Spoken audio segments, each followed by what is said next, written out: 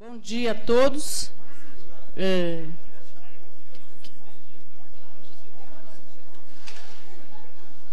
Queria, antes de começar aqui, cumprimentar os colegas da CBRN, a Débora, a Marina, a Gabi, o Abílio, que organizaram esse encontro.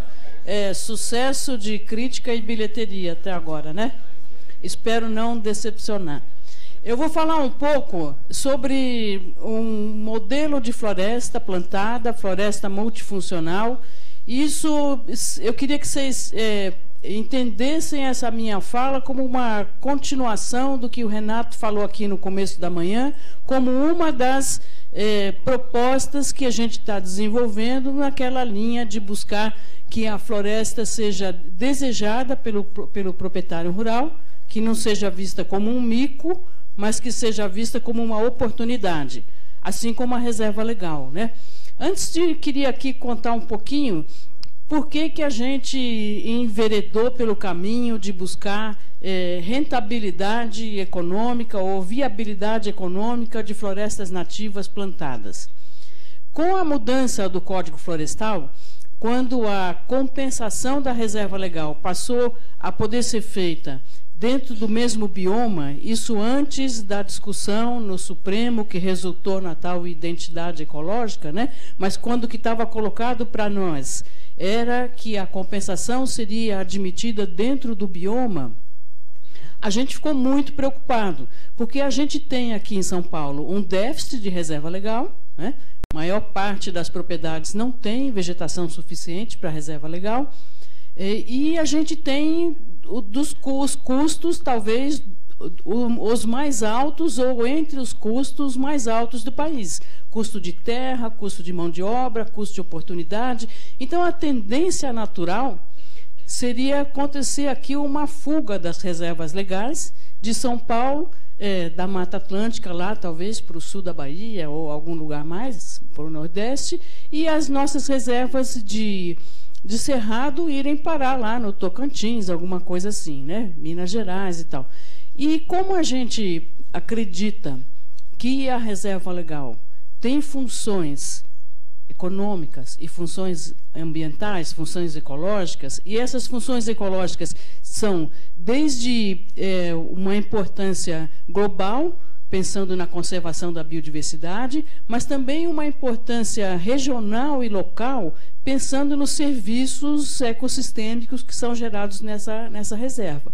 Então, se a gente faz a compensação da reserva legal, seguindo o que dizia a lei, que agora a gente tem essa controvérsia, essa discussão, mas admitindo que essa compensação ocorra no bioma, só parte da finalidade da reserva legal vai ser atendida. Você pensar na conservação da biodiversidade num aspecto global. Mas as outras funções ambientais da reserva não estariam presentes. A gente continua precisando de polinizador, a gente continua precisando da proteção da água e do solo aqui. Então, essa possibilidade dessa compensação de reserva legal acabou ficando uma coisa que cumpre-se a lei sem atender ou sem atingir a finalidade da lei.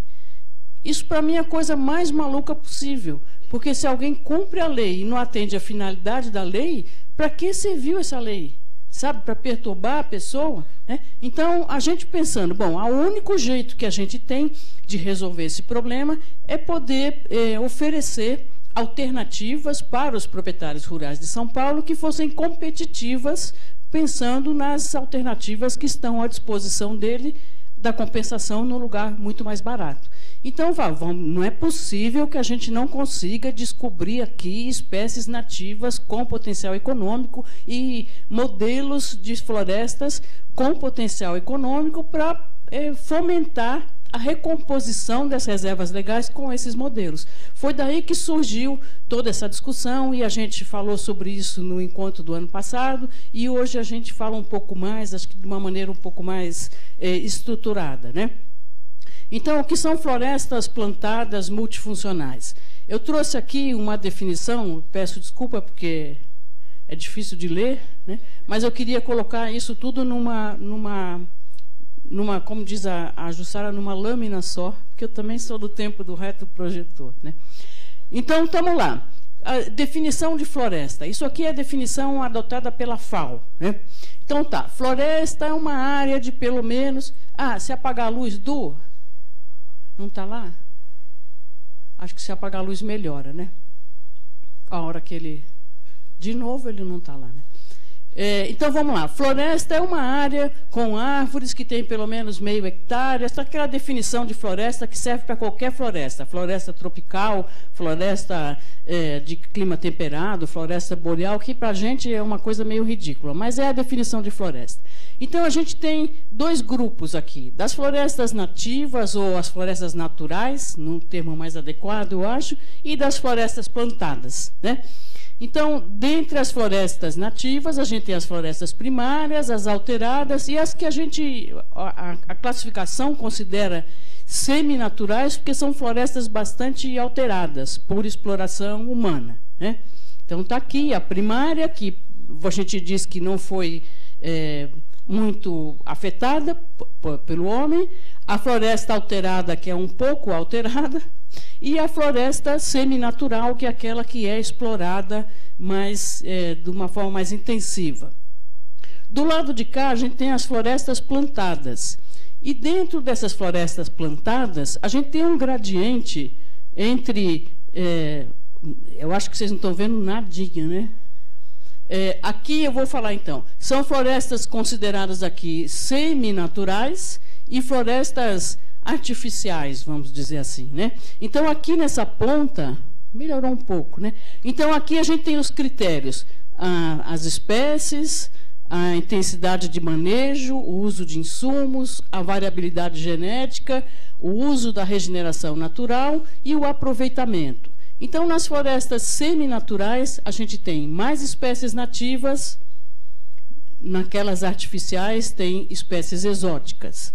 Mais espécies exóticas, né? Aqui a gente tem menos intensidade de manejo, aqui mais. Pouco uso de insumos ou nenhum, muito uso de insumos.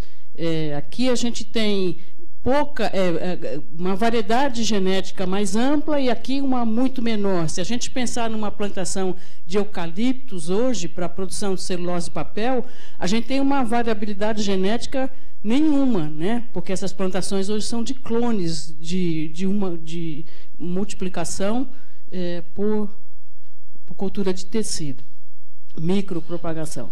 E a gente tem aqui uso da regeneração natural, aqui nunca, aqui não, e aqui sim, com o uso da regeneração natural, e no aproveitamento, aqui nas florestas artificiais, o aproveitamento por corte raso, ou a exploração total do que foi plantada, e nas florestas consideradas aqui seminaturais, o aproveitamento seletivo com uma exploração de baixo impacto, né?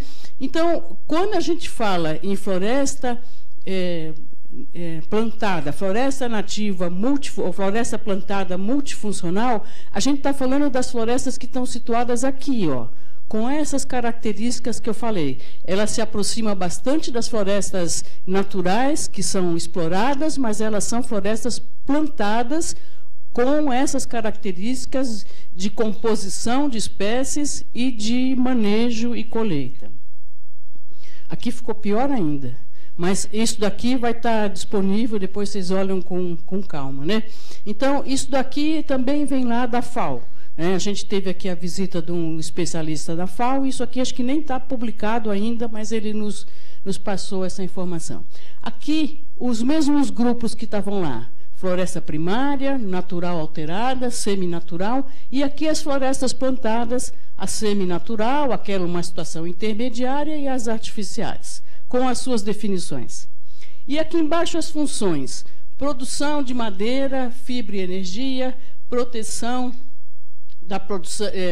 produção de produtos não madeireiros, a conservação da biodiversidade, a regulação do regime hídrico, a prevenção à desertificação, sequestro de carbono, sumidouro de carbono e recreação, preservação de valores culturais, restauração de paisagens, fortalecimento da resiliência da população rural e aqui, na linha de baixo, a soma do valor de funcionalidade ou de multifuncionalidade, considerando esses critérios, essas funções que eu falei aqui. Então, para cada uma dessas tem uma pontuação, e esta floresta plantada semi-natural é a floresta de maior valor de multifuncionalidade. Aqui é 35, se vocês não conseguem ver, aqui é 28, 31, 29, 35, 31 e 20.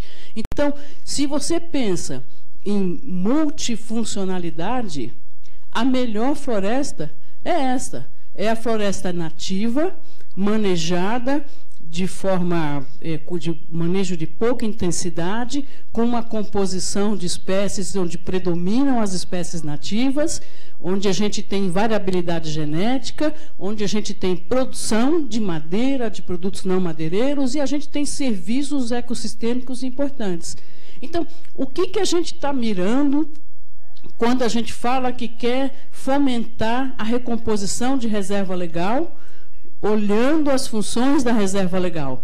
A gente está mirando aqui, nesse grupo de florestas. Nem a gente está mirando aqui, ninguém está falando para recompor reserva legal com uma espécie, uma floresta só de espécies exóticas ou com predomínio de espécies exóticas, que tenha um manejo muito intensivo, que tenha colheita como corte raso, que não tenha o manejo da regeneração natural. Essa daqui não serve para o que a gente pretende, né? Agora, estas daqui também não. Por que não, né? Porque a gente não tem, como disse o Renato aqui, não tem uma regra hoje para fazer manejo de vegetação de Mata Atlântica, de floresta de Mata Atlântica em estágio avançado ou médio, acima do estágio médio de regeneração. Então, a gente não tem a regra. Isso aqui também seria legal, mas a gente não tem essa regra. E o nosso foco, nesse momento, era como vamos fazer com que as pessoas se interessem por plantar florestas nativas para recompor reserva legal. Então, isso a gente espera que as pessoas façam com esses modelinhos aqui, com esse tipo de floresta aqui, né? Então, onde que faz sentido plantar essa floresta multifuncional? Em reserva legal, né? Por que em reserva legal? Porque ela é compatível com a legislação, com o requisito da legislação, ela traz uma oportunidade de diversificação, de produção, de renda para o proprietário rural, e ela promove, então, né, ajuda, ou possibilita que se promova a adequação ambiental, a adequação à legislação com viabilidade econômica, com retorno econômico. Então, quando eu disse para vocês que a gente estava procurando uma solução em que o custo para o proprietário rural fosse tão baixo quanto as alternativas mais baratas, a gente acabou se deparando com uma coisa que a gente tinha uma expectativa, e o que a gente encontrou superou muito, muito, muito a nossa expectativa. A gente acabou chegando à conclusão que é possível recompor reserva legal e ganhar dinheiro com isso, né? Isso aqui, acho que uma coisa importante para que a gente consiga, de fato, ter a adequação ambiental dos imóveis rurais. Por que é da nossa preocupação com o custo? Porque passa rápido o tempo aqui, né? É igual gravidez nos outros. Quando a gente vê, já está com barrigão, daqui a pouco nasceu. Na gente demora 9 meses, né? Nos outros vai assim, num pulo. Então, lembrando para vocês aqui, ó, o que diz hoje a Lei 12.651, a definição de reserva legal. É uma área localizada no interior do imóvel, tá lá, com a função, primeira função colocada lá, de assegurar o uso econômico de modo sustentável dos recursos naturais. Isso hoje está falado antes das outras funções. E quais são as outras funções? Auxiliar a conservação e a reabilitação dos processos ecológicos. Então, quando a gente pensa na reserva legal, que vai ser recomposta, a gente tem que pensar que o que a gente espera dela é isso. A gente não espera dela uma floresta intocável. A gente espera que ela cumpra essas duas funções. E isso é importante porque quando a gente tiver que discutir a regulamentação, isso está sendo, o Renato disse que isso vai, essa proposta, essa minuta vai ser colocada em consulta pública, a gente tem sempre que lembrar disso. A função dela não é ser intocada. A função dela é contribuir para que a gente queira ter floresta nas propriedades rurais. A gente quer que as pessoas usem a biodiversidade, comam a biodiversidade, certo? E vistam a biodiversidade, para que a gente tenha, de fato, a conservação. E onde também ela é recomendável? Nas áreas que têm vocação florestal, que foram desmatadas. Está cheio de áreas assim em São Paulo. A gente viu um dos mapas aqui que o Renato mostrou, quando começou o desmatamento no estado, para a entrada do café, no Vale do Paraíba. Hoje, aquilo lá está, assim, dá vergonha na gente, tá certo? Então, a gente tem muitas áreas com vocação florestal que seriam muito mais bem aproveitadas com esses modelos de florestas. E também uma oportunidade que a gente tem, que são as áreas não mecanizáveis com cana-de-açúcar. A gente tem aqui presente o Edinho, que nessa semana apresentou um projeto para fundos de financiamento de fazer a conversão de áreas não mecanizáveis de cana-de-açúcar para reserva legal com macadâmia, uma solução bem interessante.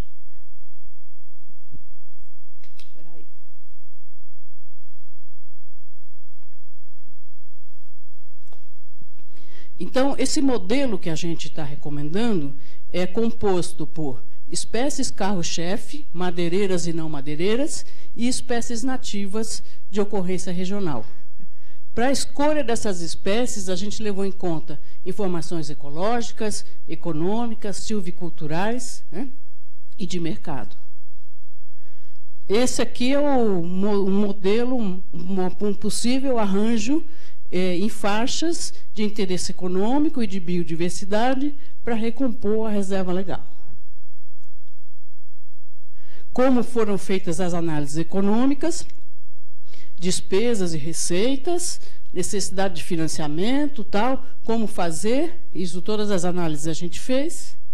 Isto é o fluxo de caixa, não, é a taxa de retorno e a arrecadação de impostos para cada bacia do estado de São Paulo. Só para ilustrar, a gente tem outro teste oftalmológico para vocês. Melhor assim ou assim?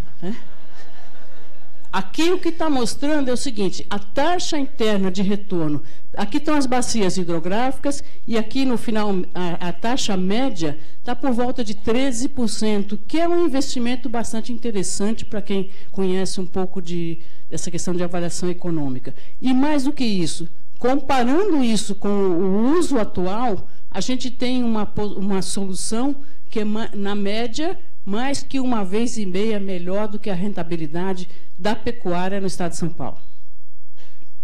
E para o proprietário rural, para o produtor rural, comparando a rentabilidade, o valor presente líquido anualizado da reserva legal que a gente projetou para o Vale do Paraíba, nós estamos falando de uma coisa que é muito melhor que todas as alternativas que ele tem hoje, aluguel do pasto, arrendamento, tal.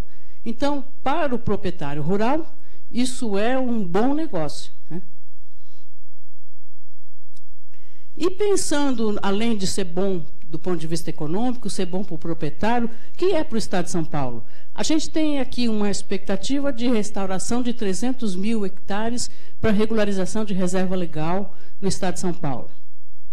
Isso permitiria gerar 104 mil postos de trabalho em atividades diretas da restauração, a redução de erosão, calculada aí em 5 milhões de toneladas de solo por ano que deixariam de ser perdidos, 60 milhões de toneladas de carbono sequestrada, com uma taxa interna de retorno médio de 14%.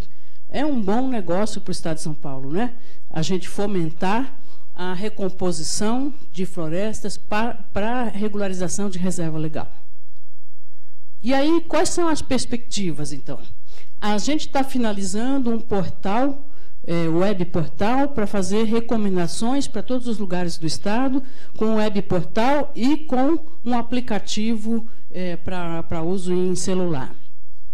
A gente implantou algumas unidades demonstrativas que vão ser monitoradas para melhorar nossa base de dados, né? A gente está propondo a organização de polos florestais. A gente tem um projeto em execução junto com a Fundação Florestal, a Secretaria do Meio Ambiente de São Paulo, mas também o Ministério de Ciência e Tecnologia, o Estado do Rio, de Minas, em que as florestas multifuncionais são uma dos usos do solo que a gente está recomendando. A gente tem uma pesquisa de linhas de financiamento, né? E a gente propondo a criação de linhas de financiamento compatível com os planos de negócio e o financiamentos de impacto que estão acontecendo por aí, só para vocês alguns exemplos de coisas que aconteceram nesse ano, de identificar fundos que pretendem ou têm investido nesse tipo de atividade, e essas coisas são possíveis de serem usadas para financiamento de projetos aqui. Espero que o do Edinho, que está aqui, depois, quem quiser, pode dar algum intervalo, falar com ele, vai ser provavelmente um que vai se beneficiar disso. E aí, rapidinho, a Secretaria do Meio Ambiente e da Agricultura estão desenhando um novo projeto, que está lá em fase de aprovação, chamado Agricultura Proclima. E é um projeto voltado para a recuperação de área degradada, transformando essas áreas em áreas produtivas novamente. Produtivas considerando produtos e serviços ecossistêmicos, né? Sempre isso. Então, esse é o valor do projeto, não está aprovado ainda, está em aprovação na COFIEX. A gente pretende ter, então, 104 milhões de dólares para investir nessas coisas. Esses são os objetivos do projeto, né? Rapidinho, vou falar um pouco. Principalmente voltado para áreas degradadas e para as áreas não mecanizáveis de cana-de-açúcar, que vão receber, então, outro tipo de uso. Com atenção para as áreas prioritárias para a conservação da biodiversidade e da água e para aqueles municípios com indicadores socioeconômicos mais baixos, que são, não por coincidência, aqueles municípios onde estão as áreas degradadas, tá certo? Esses são os indicadores do projeto, não vale a pena falar, mas a gente está falando em aumento de produtividade, em sequestro de carbono, em implantação de florestas, recuperação de solos, né? E aqui são os nossos componentes. Esse aqui vale a pena falar. Esse aqui é o maior componente do projeto em termos de recursos e vai fomentar a implantação de SAF, a restauração ecológica e as florestas multifuncionais. Além disso, a gente sabe que tem que cuidar de toda a cadeia, porque a gente está propondo coisas que dependem de criação de novos mercados, e para isso a gente precisa trabalhar também no apoio ao desenvolvimento de produtos e à comercialização. Isso está previsto também. E está aqui. Além disso, tem esses componentes que são de fortalecimento institucional, gestão e tal. E a gente já tem prontos os instrumentos para implantar esse projeto. A gente, assim que ele seja aprovado, a gente já pode passar à execução e oferecendo para os proprietários rurais a possibilidade de ter recursos que são de uma forma, de um financiamento desenhado, customizado para aquelas atividades, com recursos a fundo perdido, com recursos de financiamento, com prazo de pagamento, prazo de carência e taxas adequadas para aquela atividade. E queria falar um pouco agora sobre uma proposta que está mais concreta, que está bastante avançada. A gente tem um plano de negócios pronto, né, para apresentar na região e depois para investidores, para um polo florestal com florestas multifuncionais no Vale do Paraíba.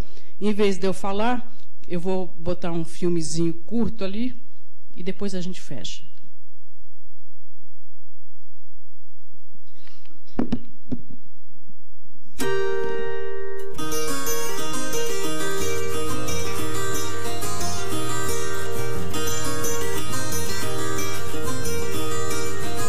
ideia de construir, falei que não ia falar, mas vou. Um polo florestal com espécies nativas para uso múltiplo na Bacia do Paraíba do Sul faz todo sentido, ambiental, social e econômico. Nós precisamos da propriedade rural e dos proprietários rurais como parceiros. Pensar em produção de frutas nativas vinculado a corredores ecológicos e reflorestamento faz fazer todo sentido. Aí a gente vê, né, das mudinhas até a colheita e até a produção que a gente produz hoje em questão de polpas e ossos e essas coisas, né? A economia daquela região, ela foi desenvolvida principalmente por conta da vocação florestal que ela tem. Se a gente conseguir atingir a grande maioria dos produtores, se Deus quiser todos eles e todos plantarem, recuperarem suas áreas de reserva, a gente vai ter uma área muito grande de produção.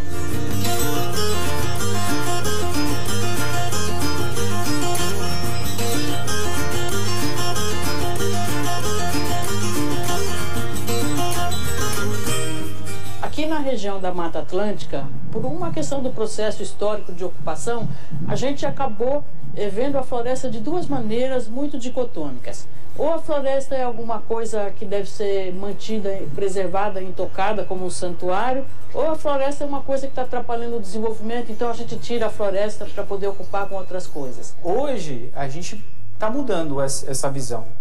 A gente entende de que a restauração florestal, além dos benefícios ambientais que ela traz, também tem que trazer benefício econômico. Então a gente quer entender se a gente conseguia recuperar áreas degradadas, torná-las florestas novamente e conseguia um viés econômico. Numa silvicultura moderna, numa engenharia florestal moderna, a gente já não acha que ou produz ou conserva. É possível fazer as duas coisas.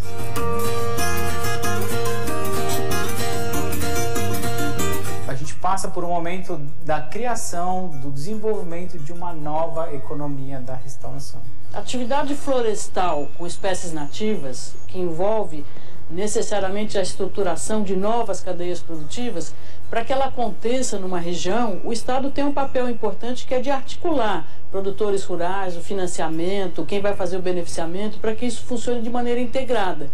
É isso que a Secretaria do Meio Ambiente está fazendo na região do Vale do Paraíba, ao propor essa ideia de organizar essa atividade em torno de um polo. Essa ideia do polo, que hoje eu falo que é mais do que uma ideia, já é um projeto, caminhando para ser um programa, ele surge em função da nova lei florestal.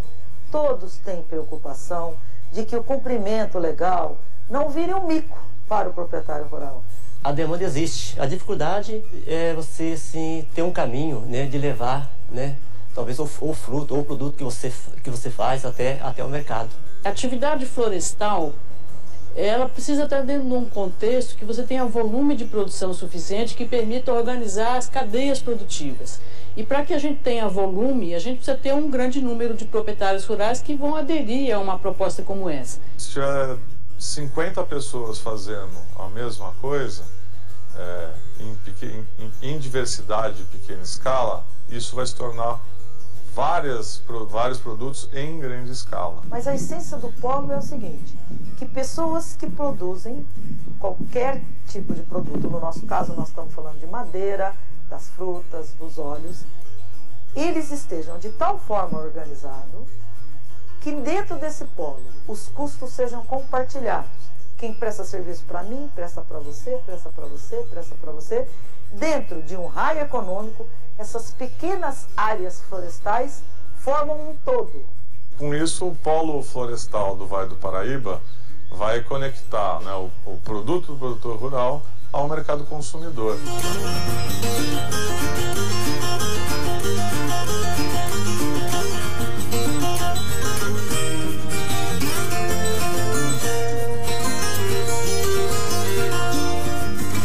O Vale do Paraíba é uma região estratégica para o Brasil. No Vale, né, ser um produtor rural e estar aqui nessa região, que estamos no eixo Rio-São Paulo, eixo mais desenvolvido do país, né, que boa parte da economia do país passa por aqui. A gente está num local geograficamente privilegiado.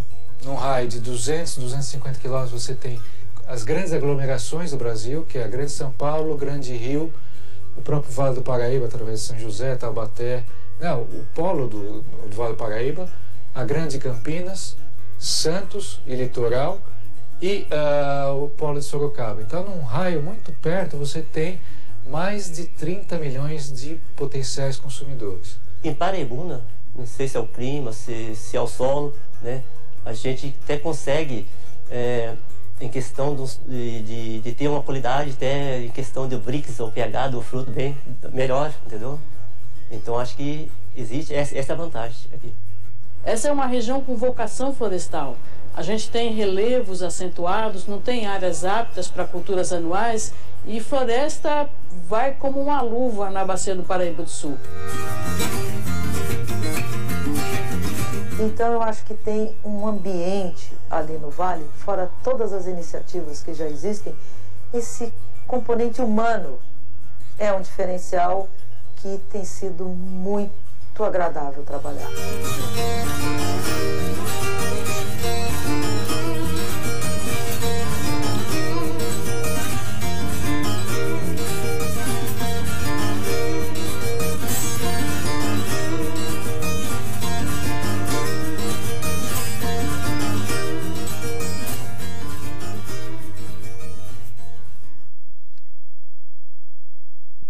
Bom, isso aí é para dar uma geral do que é essa proposta de organizar essa atividade florestal como um polo numa região que a gente escolheu para fazer um piloto. É uma região que quem conhece, passa por lá, vê o que acontece hoje, né, em termos de erosão, de pasto degradado. É uma vergonha, eu acho, para a gente, né? É uma vergonha para o Estado de São Paulo, uma vergonha para os agrônomos. Eu me sinto envergonhada quando passo lá e vejo aquela situação num lugar que tem toda a infraestrutura, estrada, energia, conhecimento, universidade, pessoas, organizações com capacidade. Então, a gente está propondo dar o pontapé inicial para isso no Vale do Paraíba, mas assim, arranjos vão acabar acontecendo, eu espero, em várias regiões do Estado, em torno de propostas com governanças e com formas de organização diferentes, mas que são também viáveis, a exemplo de uma proposta, um projeto que já está acontecendo no Vale do Ribeira, que tem a pupunha como carro-chefe, uma proposta lá para a região de Jaú, que tem a macadâmia, que apesar de ser uma espécie exótica, ela convive muito bem com as nativas na reserva. Então, há uma oportunidade muito boa da gente fomentar esse tipo de floresta e a gente fazer as pazes com a Mata Atlântica, com a floresta nativa nas propriedades rurais. É isso que a gente pretende contribuir para que isso aconteça, para que a floresta seja desejada pelo proprietário rural, né? É isso que eu tinha a dizer, depois fico aqui à disposição para as perguntas. Obrigada. Obrigado, Helena.